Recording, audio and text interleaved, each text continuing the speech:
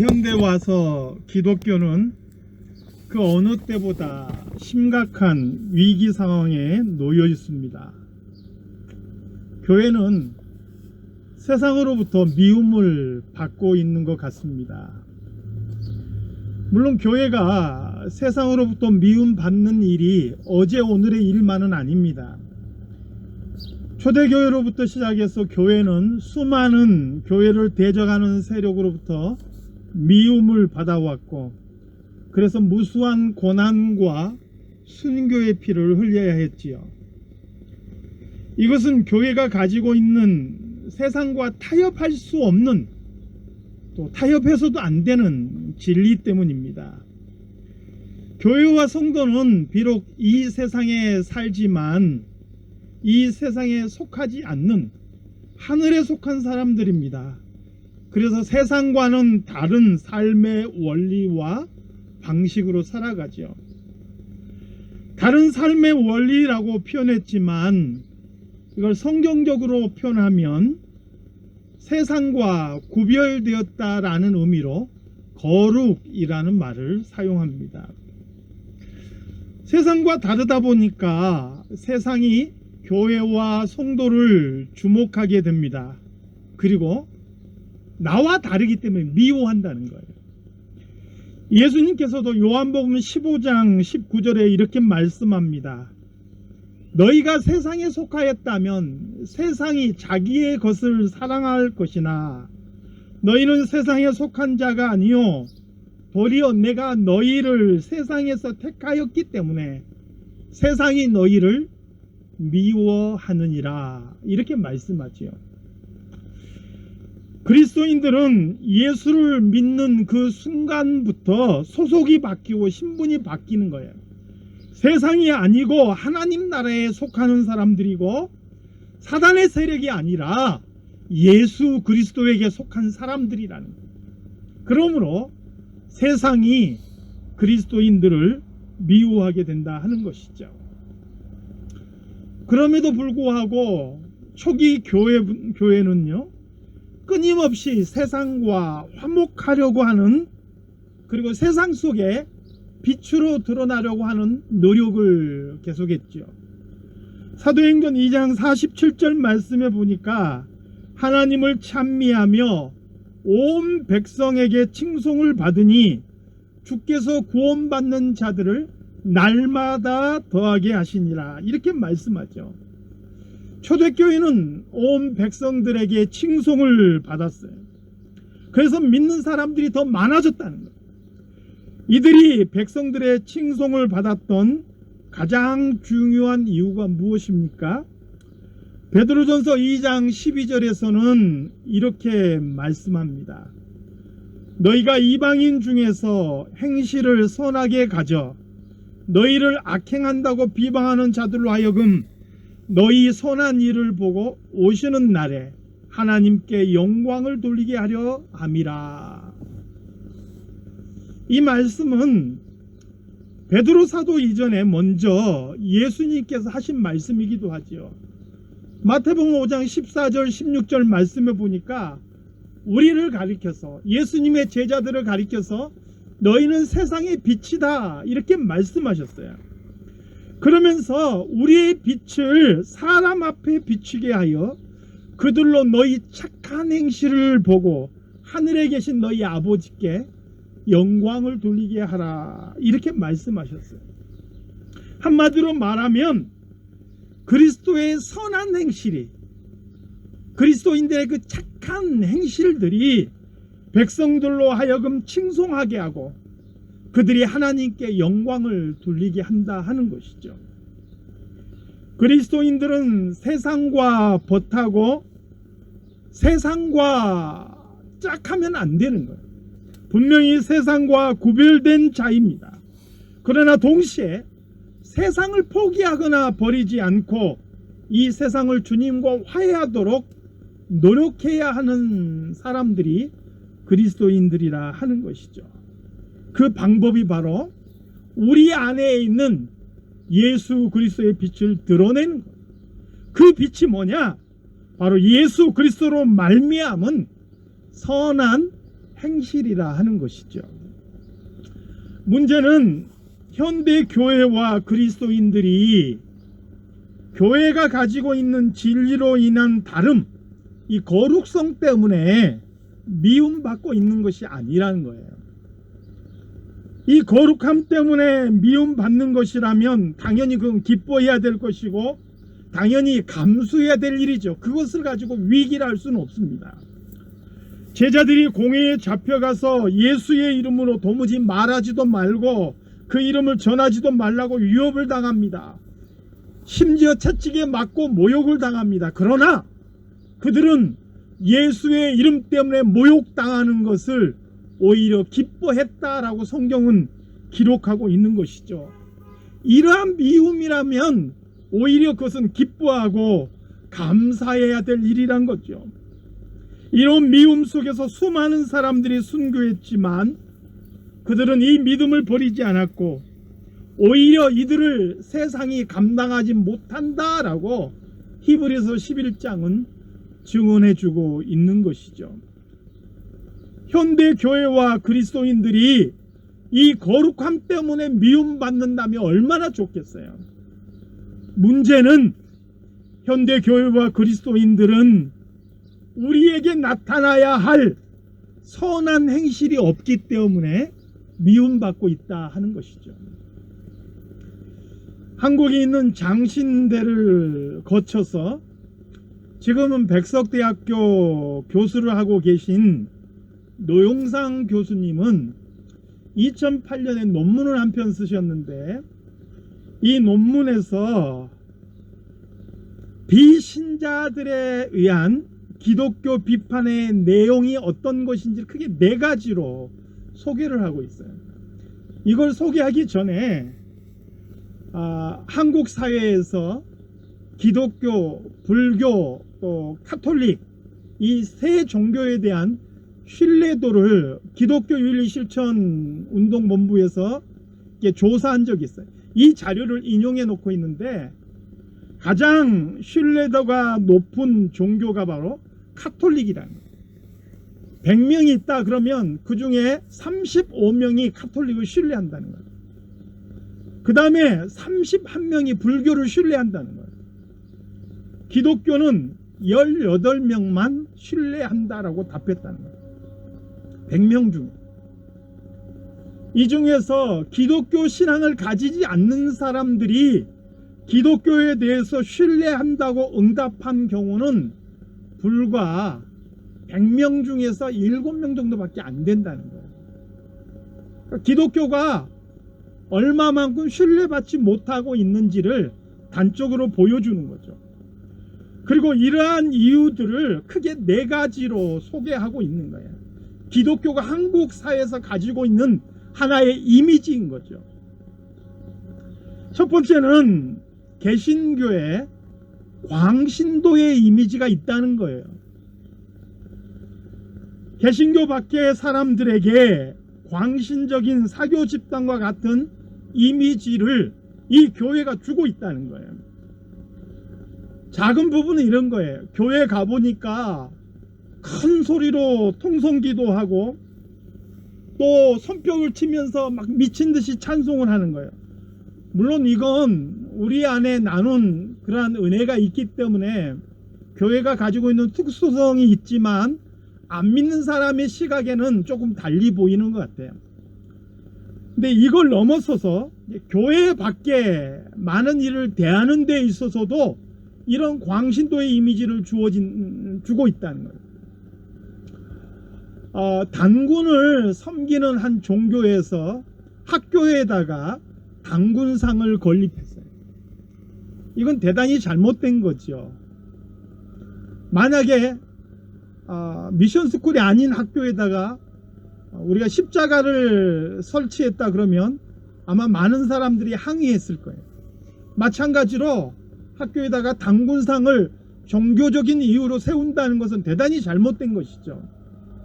이것을 정당한 방법으로 잘못된 것을 이야기하고 주장할 수 있는 것인데 밤중에 가서 단군상에 목을 치는 거예요.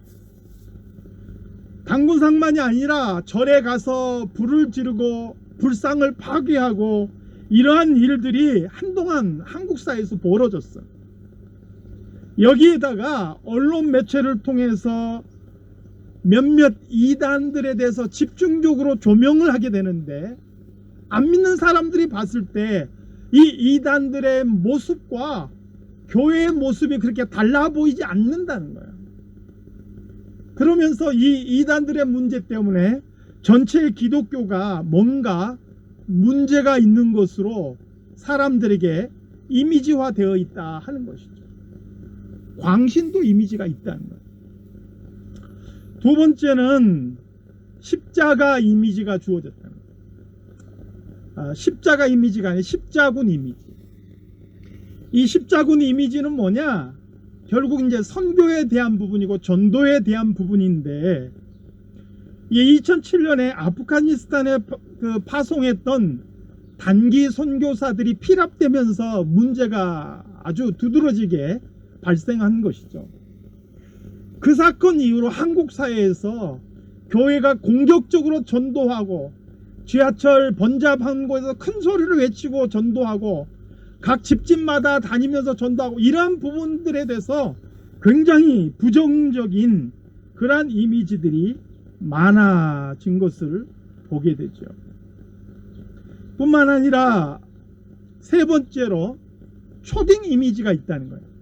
저 왜 초딩 이미지라 했는가 했더니, 믿음을 빙자해서 상식적이지 못한 행동들을 교회와 그리스도인들이 많이 저지른다는 거예요. 믿음이라는 것은요, 상식과 이성을 뛰어넘는 그 어떤 것이에요. 그럼에도 불구하고 우리는 상식과 이성을 결코 무시해서는 안 되는 거예요. 이 땅에 사람들이 살아가면서 지키는 기본적인 질서가 있어요. 윤리가 있고 도덕이 있고 상식이 있단 말이에요. 예수 믿는 사람들이 믿음이라는 이유만으로 그 모든 것을 무시해버리면 안 되는 거예요. 그러면 사람들에게는 그게 맹목적인 신앙으로 비춰지는 것이죠. 일반적인 지적 수준에 미치지 못하는 목회자들의 설교도 문제가 있지요. 무조건 예수 믿으면 다 복받고 다 잘 될 것 같고, 헌금 많이 하면 하나님께서 그만큼 더 채워주실 것 같고, 이런 내용의 설교들만 하는 거, 이것도 문제이죠. 뿐만 아니라 기도원에서 야기되어진 그런 비상식적인 사건들, 이게 기름을 끼얹는 꼴이 되고 말았죠. 마지막으로 네 번째, 현대 교회들이 굉장히 많이 듣고 있는 그런 비판 중에 하나가 개독교라는 그런 이미지예요. 이게 이미 2000년대 초반부터 이 말이 나왔어요. 한국 개신교를 개신교와 기독교 합해서 개독교 이렇게 표현한 것 같은데, 그게 아니고 개와 기독교를 합해서 개독교 이렇게 표현한 거예요. 왜 사람들이 교회를, 기독교를 개독교라고 표현했느냐? 그것은 교회가 세상을 바꾸려 들기 때문에 거기에서 나오는 반발심에서 그렇다 하는 것이죠. 물론 기독교 교리로서는 신앙을 갖지 못한 사람들은 지옥에 가는 거예요. 그래서 뭔가 세상이 변화해야 되고 세상이 믿음 안에 들어와야 되는 것은 맞습니다. 그런데 교회가 교회 밖의 사람들을 배려하고 그들과 소통이 가능한 말로 그렇게 대화를 시도하는 게 굉장히 중요해요. 그런데 교회는 세상을 뜯어 고치려고 들었다는 거예요. 저 썩어질 세상, 내버려두면 지옥에 갈 저 세상 뜯어 고쳐야 된다는 거예요. 세상을 구조적으로 뜯어 고치려고 그러고, 그리고 장로가 대통령 되면 나라가 바뀔 것 같고 막 이런 생각을 가지고 세상을 뜯어 고치려고 들었다는 거예요. 그럼으로써 세상은 오히려 그러한 교회에 반발하고요, 교회를 향하여서 기독교다라는 표현을 사용하기 시작했다. 오늘 본문에 보면 베드로 사도는 그 시대 고난 속에 사는 성도들에게 두 가지를 권면하고 있어요. 현대사회에 위기를 맞이하고 있는 교회와 그리스도인들에게도 정말 필요한 권면의 말씀이 아닌가 생각을 합니다. 첫 번째 권면은 무엇입니까? 오늘 본문 15절 말씀에 보니까 너희 마음에 그리스도를 주로 삼아 거룩하게 하라는 것이에요. 거룩, 이것은 그리스도인의 정체성과 관련된 것이죠. 어떤 어려움과 핍박이 와도 지켜야 될 모습인 것이죠. 그 마음에 그리스도를 모신 사람이라면 누구나 포기하지 않고 가야 되는 거예요. 이것 때문에 미움을 받는다 그러면 그건 할 수 없는 거예요. 그런데 누군가 하나님을 대적하고 교회를 대적하는 자가 거룩한 삶을 살아가는 우리에게 이렇게 물을 수 있는 거예요. 너는 왜 그렇게 사냐? 무엇이 너를 그렇게 살게 하느냐? 이렇게 물을 수 있다는 거예요. 그럴 때 우리가 대답할 말을 준비해야 되는데 예수 천당, 불신 지옥 이런 용어들이 아니라는 거예요. 이런 극단적인 말들이 아니라는 거예요. 오늘 성경은 뭐라고 말씀하느냐?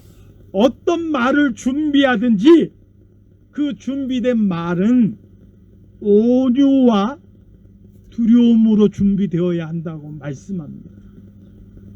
온유에 대해서는 제가 이미 여러 번 말씀드렸죠. 싸움닭 같은 이미지 주어서는 안 된다는 거예요. 오죽했으면 어떤 사람은 그렇게 글을 썼더라고요. 그리스도인들이 거듭났다고 이야기하는데 거듭났다는 게 다시 태어났다는 거 아니에요. 그리스도인들은 다시 태어나면서 더 골치 아파졌다. 이렇게 표현했어요. 예수 믿고 나서 옳고 그름이 더 분명해지면서 그런 것에 대해서 용납하지 못하는 거예요. 물론 받아들이란 얘기가 아니라 그것을 보고 이해해주고 대화하고 관용하고 이게 아니라 오히려 흑과 백을 나누고 싸우려고 드는 거예요. 정죄하려고 든다 하는 거예요. 기드온이 우상을 때려 부순 거, 아사나 요시아가 우상을 부수고 개혁을 일으킨 거, 지금으로 따지면 이건 교회 내부의 개혁이에요. 이스라엘 사회 자체가 신정국가였잖아요. 그러니까 교회 내부를 개혁하는 일이었던 거예요. 그러나 우리는 세상 속에서 수많은 다른 종교를 가진 사람과 더불어 살아가고 있어요. 세상을 때려 부숴서라도 고치겠다 이런 태도로 임하면 결국은 교회는 세상과 등질 수밖에 없는 거예요. 우리의 거룩함과 믿음은 지켜나가는 모습일지 모르겠지만 세상 사람들에게 빛으로 드러나지는 못하게 된다 하는 것이죠. 두려움으로 하라라는 것은 사람을 두려워하는 것이 아닙니다. 자기 자신을 두려워하는 것도 아니죠. 이사야 8장 13절 말씀해 보니까 만군의 여호와 그를 너희가 거룩하다 하고 그를 너희가 두려워하며 무서워할 자로 삼으라 이렇게 말씀합니다. 이스라엘 백성들에게 하나님만을 거룩하고 또 하나님만이 두려우신 분 바로 그분으로 알라 이렇게 권면하고 있는 것이죠. 하나님을 두려워하는 것이죠. 누군가가 힘을 가지고 너 꼭 그렇게 살아야 돼? 너 그렇게 살아가면 손해 볼 텐데? 이렇게 이야기하면 그 말을 듣고 그 힘 있는 사람에게 굴복하라는 게 아니라 그보다는 우리의 주인 대신 하나님을 두려워하는 마음을 가지라는 거예요. 그게 믿음이라는 거예요. 저는 최근에 치플레 회장 댄 케이시에 대한 글을 읽은 적이 있습니다. 댄 케이시는 동성애에 대한 기자의 질문에 자신의 신앙의 양심에 따라서 대답을 했던 사람이죠. 결혼은 한 남자와 한 여자 사이에서 이루어져야 합니다. 이렇게 대답했습니다. 이 발언 때문에 그의 사업은 공개적이고도 아주 조직적인 저항에 부딪히죠. 수많은 동성애 지지자들이 칙필레 앞에 몰려가서 반대 시위를 벌이고 불매 운동을 벌이는 거예요. 지금도 보스턴에는 칙필레가 못 들어가고 있잖아요. 시장이 허락을 안 하는 거예요. 반면에 그의 발언을 지지하는 지지자들도 많이 생겼어요. 수백만 개의 치킨 샌드위치를 사는 칙필레 감사의 날 행사를 지지자들이 갖기도 했습니다. 그런데 중요한 것은요, 이 댄 케이시는 자신을 지지하는 그 지지자들에게 동참하지 않았어요. 그들을 지지하는 발언도 하지 않습니다. 오히려 자신을 가장 비난하는 쉐인 윈드마이어라는 사람에게 손을 내밀죠. 그와 대화를 시도해요. 윈드마이어는 댄 케이시에 대해서 누구보다도 비난했고, 그가 반동성애 운동에 자금을 지원한다고 혹독하게 비판했던 사람이에요. 그런데 이 윈드마이어가 어느 날 신문에 기사를 냈어요. 뭐라고 냈느냐? 제가 잠깐 그 부분만 읽어드릴게요. 생각이 완전히 다른 사람들이 나란히 앉아서 서로의 말에 귀를 기울인다는 경우는 흔치 않다.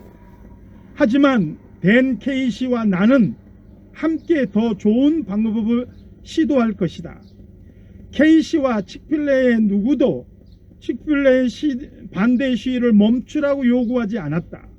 그는 우리 말에 귀를 기울였고 이해하려고 노력했다. 그와 나는 충분히 정중한 대화를 나누며 신뢰를 쌓았다.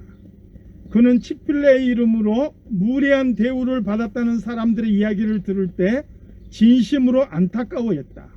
단, 그는 결혼에 관한 자신의 진정한 신념에 대해서는 어떤 변명도 하지 않았다. 끝까지 자기의 신념을 지켜나갔다는 거야. 자기의 믿음의 신념을 지켜나가면서도 그것을 반대하는 자들이나 다른 길을 가는 사람들에게 무례히 행하지 않고 예의를 지키고 그들을 온유함으로 대했다는 거예요. 그러니까 거룩함도 지켜나가지만 그 거룩함을 지켜나가는 와중에 온유함과 두려움이 함께 있었다 하는 거예요. 우리 기독교를 사랑의 종교라 그러잖아요. 사랑은 결코 무례히 행치 않는 거예요. 그런데 오늘날 교회와 그리스도인들이 나와 다른 신앙을 가진 사람들에게, 나와 다른 세상을 향하여서 무례하게 행하고 있는 경우가 너무나 많다는 거예요. 저는 실제로 교회 앞에 있는 무당집에 가서 사탄아 물러가라 소리 지르는 장로님을 본 적이 있어요. 믿음 있는 행동 같았지만 저는 많이 부끄러웠어요. 왜 저렇게 해야 될까? 여기 완전한 기독교 국가고 신정 국가가 아니라 다종교 사회 속에서 저것이 믿음 좋은 행동이 아닌데, 저건 무례한 것인데.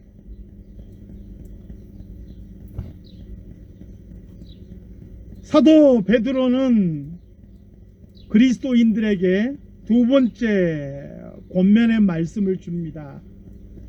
16절 말씀이죠. 선한 양심을 가지라, 이렇게 권면합니다.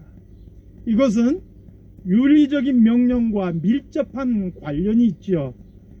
그동안 우리는 믿는다는 것을 개념과 생각으로만 이해하는 경향이 있었어요. 믿기만 하면 된다는 거예요. 믿기만 하면 구원받고 천국에 간다는 거죠.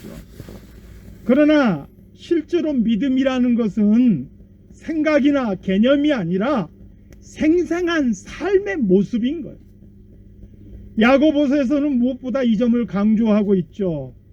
너희는 말씀을 듣고 행하는 자가 되고 듣기만 하여 자신을 속이는 자가 되지 말라. 이 말을 거꾸로 뒤집어 보면 말씀을 듣기만 하고 행하지 않으면 스스로 속는다는 거예요. 자기를 속이고 있다는 거예요. 누구든지 스스로 경건하다 생각하면 자기 혀를 재갈 물리지 아니하고 자기 마음을 속이면 이 사람의 경건은 헛것이라. 경건하다라고 하면서 말을 막하고 말을 거르지 않으면, 입단속 못하면 그 경건은 헛된 거라는 거예요. 그러니까 경건이 개념이 아니고 실제 행위라는 거예요. 경건하면 말부터 조심하라는 거예요. 내 형제들아, 만일 믿음이 있노라 하고 행함이 없으면 무슨 유익이 있으요? 그 믿음이 능히 자기를 구원하겠느냐? 그러면서 예를 들어요. 만일 어떤 형제나 자매가 헐벗고 먹을 것이 없을 때 평안히 가라, 덥게 하라, 배부르게 하라 하면서 진짜 필요한 것을 공급해 주지 않으면 무슨 유익이 있느냐는 거예요. 이와 같이 행함이 없는 믿음은 죽은 거라는 거예요. 그 믿음이 자기를 구원하겠느냐는 거예요. 믿음은 생각이나 개념이 아니고 내가 아는 게 아니라 내 삶의 실제 모습이어야 한다는 거죠. 아까 인용했던 마태복음 5장 16절에서도 예수님께서 이렇게 말씀하셨어요. 이같이 너희 빛이 사람 앞에 비추게 하여 그들로 너희 착한 행실을 보고 하늘에 계신 너희 아버지께 영광을 돌리게 하라. 그리스도인들이 선한 양심이 없으면 우리를 비방하는 자에게 부끄러움을 당할 것입니다. 오히려 그리스도인들이 속이고 그리스도인들이 다투고 그리스도인들이 미워하고 이런 모습으로 살아가게 되면 우리를 비방하는 자들에게 부끄러움을 당한다는 거예요. 마태복음 5장의 표현대로라면 맛을 잃고 길에 버려져 밟히는 소금과 같이 되는 것이죠. 지금 교회가, 지금 예수 그리스도의 이름이 그렇게 막 짓밟히고 있는 거예요. 그러나 우리가 선한 양심을 가지면 우리를 비방하는 자들이 부끄러움을 당하게 될 것입니다. 제가 지난번에 전염병이 퍼질 때 초기 교회들이 어떻게 했는지를 소개하면서 줄리안 황제의 탄식을 말씀드린 적이 있어요. 저 갈레인들이 이제는 비기독교인 병자까지 돌보려고 한다. 예수 믿는 사람들이 내 생명을 돌아보지 않고 그 전염병 상황 속에서도 비그리스도인들까지도 돌아보려고 노력한 거예요. 그래서 그리스도인 공동체가 있는 지역에는 사망률이 반밖에 되지 않았던 거예요. 그 모습 때문에 많은 사람들이 그리스도의 공동체로 돌아오게 되는 거예요. 전염병이 한번 일어나면 예수 믿는 사람들이 폭발적으로 증가하게 된 이유가 되었던 것이죠. 말씀을 정리하겠습니다. 현대의 교회는 위기인데 이 위기가 어디에서부터 온 것일까요? 그것은 우리가 그리스도인다운 모습을 잃어가고 있는 데서 오는 것 아니냐 하는 것. 사도 베드로는 우리에게 이렇게 권면하고 있는 것. 그리스도인으로서의 거룩함이라는 정체성을 갖되 세상을 향하여서는 온유와 두려운 마음으로 우리의 대답할 말을 준비해 가고 무엇보다도 세상 사람을 향하여서 선한 양심을 가져야 된다. 우리의 선한 행실을 통해서 빛으로 드러나야 된다. 이렇게 권면해주고 있는 것이죠. 선한 양심을 가지고 선한 행실을 통해서 빛으로 드러난다라는 게 하루아침에 될 일도 아니고 구체적으로 내가 무엇을 어떻게 해야 될지 여기서 다 이야기할 수는 없지만 이게 이제 우리가 고민해 가야 될 문제들인 거예요. 현대 교회들을 보면서 많은 사람들이 당혹스러워할 때 어떤 부분들을 당혹스러워하느냐, 사회의 심각한 문제들을 놓고 질문을 했는데 교회 다니는 사람들의 대답이 현실과 너무 동떨어진 어이없는 대답들이 나왔을 때 안 믿는 사람들은 교회를 보면서 기대감을 접는다는 거예요. 어느 지역에 태풍이 오고 쓰나미가 오고 그리고 재앙이 있을 때 저 우상 숭배하더니 전 망할지 됐다. 하나님으로부터 심판받는 것이다. 공개적으로 그런 얘기를 하는 거예요. 그런 얘기를 들을 때 믿지 않는 사람들이 교회에 대해서 어떻게 생각하겠느냐는 거예요. 실제로 그렇게 그런 이유로 그런 일이 벌어졌다 할지라도 우리는 그렇게 말해서는 안 되는 것이죠. 그러므로 이 시대를 살아가는 교회와 그리스도인들은 세상 속에서 우리가 어떻게 살아가는 것이 그리스도인다운 것인가, 어떻게 말하고 행동하는 것이 그리스도인다운 것인가 다시 한번 고민하고 우리의 모습을 돌아보아야 할 것입니다. 예수 그리스도께서 이 땅에 오셔서 우리를 위하여 자신을 아낌없이 내어주셨듯이 우리도 세상을 향하여서 정말 주님의 그림자만이라도 따라가려는 그런 태도를 취해야 되지 않을까 생각해 봅니다. 오늘 우리는 우리의 모습을 돌아보고 과연 그리스도인으로 살아가는 것이 무엇인지 다시 한번 생각해 보고, 우리가 만약에 그러한 기회를 갖지 못하고 그런 모습을 찾지 못한다면 교회와 그리스도인들의 위기는 끝나지 않을 거예요. 정말 우리의 모습을 돌아보고 성경이 말하는 그리스도인다운 그리스도인, 교회다운 교회가 될 수 있는 저와 여러분이 다 되시길 우리 주님의 이름으로 축원합니다. 하나님 아버지, 정말 이 땅을 살아가는 그리스도인으로서 내가 예수 믿는다는 것이 무엇인지, 그리스도인답다는 것이 무엇인지 다시 한번 생각하고 고민할 수 있게 해주시옵소서. 예수님의 이름 때문에, 거룩함 때문에 미움 받는다면 우리가 기쁨으로 감당하되, 세상을 향하여서는 온유함과 두려움으로 나아가게 하시고 선한 양심을 갖고 살아갈 수 있는 저희들이 되게 하여 주시옵소서. 하나님 아버지, 우리 마음속에 선한 양심을 잃어버렸습니까?